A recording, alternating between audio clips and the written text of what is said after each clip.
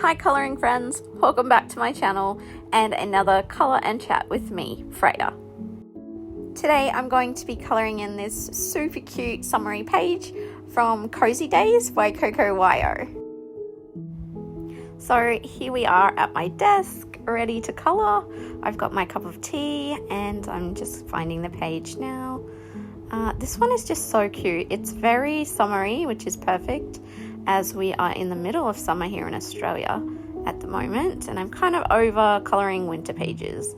So I'm just putting some thick cardstock behind my page and double checking that I haven't put a second page behind the first one here, because I have done that before and accidentally coloured straight onto another page, which was absolutely awful. So I always double check now.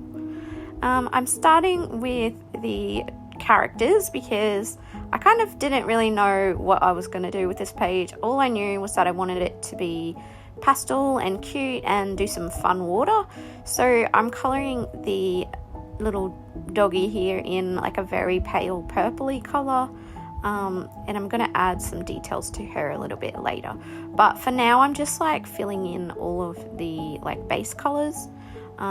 This part actually kills me to watch because I coloured over the water a little bit later, because it just, the light colours just weren't vibing for me, and yeah, so it feels like a waste of marker and ink. So here I am blending the sky. I initially chose 4 colours to do the sky in, but I sort of got to the end and decided no, 3 was the max I could fit, because I wanted to have equal sizes of each of the different colours that I used, so that none of the colours looked squished. I don't know if that makes any sense, but at the time it made sense to me. So I've slowed this part down in the video just to show you how it looks when I'm blending in real time. And this is how fast I colour when I'm doing a sky. You have to keep it really wet and you have to work fast. I find that pastel colours are very forgivable when blending. They just lend themselves to blending so much better than bright colours or dark colours, and you don't have to worry as much about like choosing the right colours and shades. I find that they all sort of blend really nicely together, but obviously you want to keep some sort of similar sort of colour family when you're choosing your colours. So this is all sort of warm colours. And yeah, so I went with a yellow and like a peachy orange and this light pink, and I'm just going as fast as I can. Going around the butterflies was a little tricky, and I did kind of make a little bit of a mess of them, but I wasn't too worried because I knew that I was going to come back in and colour over them a darker colour later on. That's another reason I do prefer to do pastel skies, is because, you know, they can get a little messy, and yeah, it's easier to colour over the mess in a darker colour later on. So I'm just making sure to fill in the entire sky with the pink, and not to leave any white spaces. I do go over a little bit more in the middle where the pink met the orange, but I didn't want to do that too much because I didn't want a noticeable divide between the pink and the orange. I was pretty happy with how it went, but I do add some clouds a little bit later, just to disguise some bits that I wasn't 100% happy with. So now I'm going back to filling in the sort of base colours. For this one, I really didn't know what I was going to do, so I just intuitively picked colours that I thought would look cute together, and I tried to create a bit of a cohesive colour palette by using the colours all throughout the page. I chose this grey for the cement sort of area above the pool. And it was running out. It was running dry. This is one of my Kaala Ohuhu markers, so it's got a thin chisel tip. I do love them. They were my very first Ohuhu markers, and some of them are, almost completely out. Just filling in some more colours. I tried to keep most of the colours nice and soft, because I didn't want it to end up too dark after I added shadows and that sort of thing. I didn't know what this drink was that she had in her hand. I assumed it was some kind of coconut, but I really had no idea. I thought it would be cute to do the top green and yeah, the rest like a coconut. I had no idea what color to do the the little entrance to the pool ladder and his snorkel gear. See, this is where I decided the water was too light and I would color over some of it. At first I was like, okay, this is looking all right. I can deal with this. So I was gonna color over this minty green color with this darker blue. And then, so you see where I'm getting closer to the giraffe. I finished this section, and I'm supposed to color on the other side the part that matches the minty green. But instead, I color the light blue section at the top, and then I'm like, oh dear, this was not what I had planned. So I just colored that bit, and followed through by coloring the other side in. And it is kind of a different shade, even though I am going over it with the same blue marker. The two colors do sort of still have a bit of a difference, so it wasn't the end of the world, but that was a little bit of a boo-boo. And then I don't know what possessed me, but I chose this really dark, sort of tealy greeny color to go over the last section in the water. And it just, I was not a fan, but I had committed to it at this point, so I just had to go with it and have faith that I could fix it later on and, you know, tie everything in and make it look cohesive at the end. Which I think to be fair, I do think I pull it off, because obviously I'm leaving this voiceover afterwards, but yeah, it did end up looking really cute. But you can be the judge of that too. And then yeah, just filling in all the other colors. Then I decided to add some patterns onto the puppy. I did do, I think, the first page the other day. There it is. So I was just checking to see which eye I put like the little patch over before I started. I think I went a little darker than I did the other day on that first page that I did, but I still think the puppy turned out really cute. I didn't really have a plan for where to put the rest of the markings. I just sort of put them here and there until the puppy dog felt complete. After that, I went in and started to add some shadows on the cement area. I just sort of focused on underneath and in front of things because in my mind the sun was setting in the back, so any shadows that were cast would be sort of in front of the items, sort of away from the sun, if that makes sense. So I did add a bunch of dots onto the cement area because I wanted it to look like sort of like speckled stone almost. So I went in and I did that with a bunch of different greys, and I also used the colorless blender and added some of those dots. And I took that colorless blender all through even the shadows that I'd left underneath things, so that even the shadowed areas looked like they had some texture. Then I added a little bit of a green to it, and then I started working on the water. So for the water, I added just irregular blobs of color in a darker shade. Here I am making this dark section even darker and questioning my life choices. But I do think it turned out really cute. So I'm not 100% worried anymore because I've seen how the finished page looks. It was definitely a trust the process kind of moment. So I just repeated that step for both of the other sections of the water, using like a darker blue than the base color. And I just made random blobs in all shapes and sizes and kept going until the entire pool was full. I then just kept adding a couple of extra little details. I added some markings to the cat in the back there, making him like a calico cat. which I thought was really cute. And then I decided it might be fun to add some blue shadows to everything that the water would be reflecting onto. So I decided to test it out on the beach ball first, just in case it didn't look right. But I kind of quickly decided that I did like how it looked.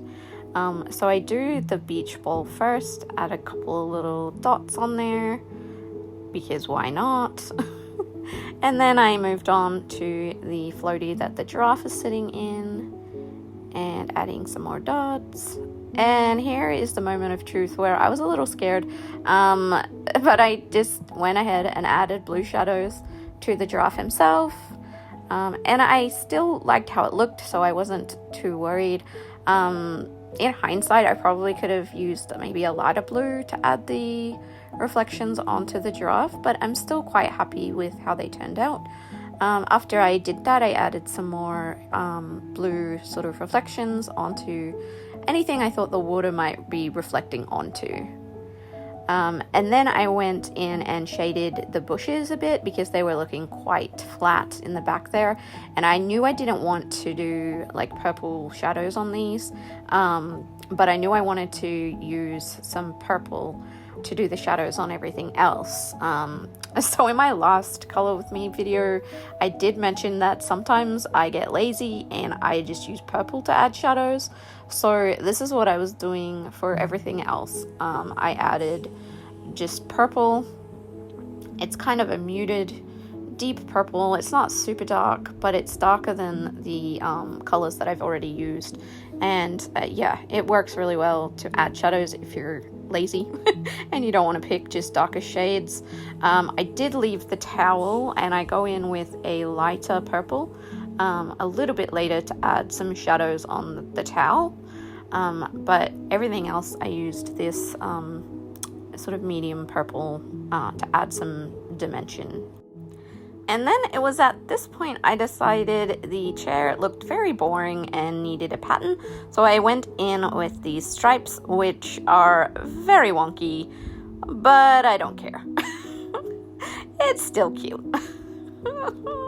Not everything has to be perfect. So after the chair, I went and added some texture to these little pool slides or slippers, whatever you want to call them. And I actually added these cute little hearts on the soles. You'll see in a second, which I was thrilled about, because normally when I do hearts, they don't look like hearts. So I was very happy that they ended up looking kind of symmetrical. I added some darker little dots to the butterflies. Nothing too crazy, just some simple dots. I like that Coco Wyo sort of lends itself to more basic coloring, I guess. So you don't have to get too crazy with it if you don't want. Okay, so this is when I decided to add the clouds. I get a little fussy when it comes to my blending, and if it doesn't look 100% perfectly blended, I just hide the bits I don't like with clouds. Well, not so much hide, but more just disguise the imperfections. That's how I like to think about it. And this is kind of my go-to cloud shape. It's like long, skinny, wispy clouds, and you can easily draw these, even if you can't draw. It's not that hard. It's not rocket science. All you need is like a brush tip marker, and you can do the same thing.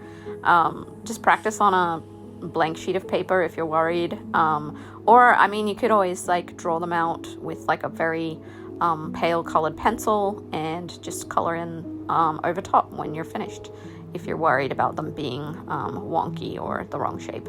I just freehand mine because I just don't have that much patience, and a whole lot of my coloring is just about experimenting and finding out what looks good. And yeah, I think they turned out really cute.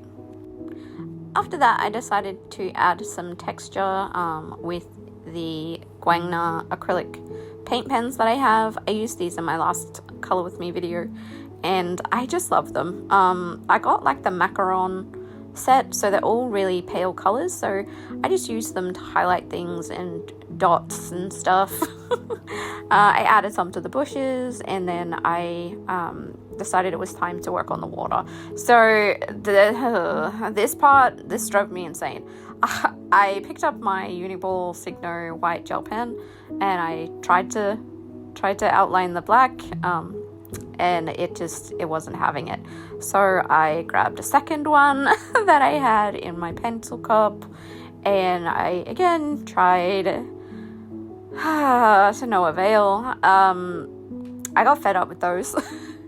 And so I grabbed a brand new one. I buy these in bulk off Amazon in like a 10-pack, and they work out to like about $2 each. So I just love these. So I just have lots of them on hand all of the time.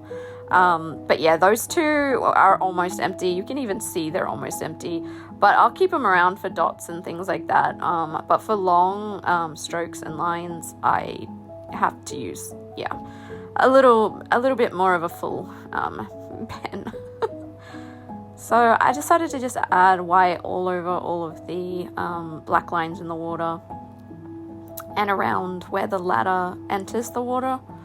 So yeah, this took a while, and then I was worried I would smudge it, so I actually paused filming after this bit, and I went and made a cup of tea, so that I wouldn't have the urge to keep going and ruin the white outlining that I'd done, because I am notorious for putting my hand in gel pen and making giant smudges. So I didn't trust myself. I was like, no, Freya, go make a cup of tea. And you can see my teacup is empty, so I needed more tea. This is the teacup is full. This is when I got back, and I just started to add some white blobs, just little round white circles, and odd shaped ovals. It didn't have to be perfect.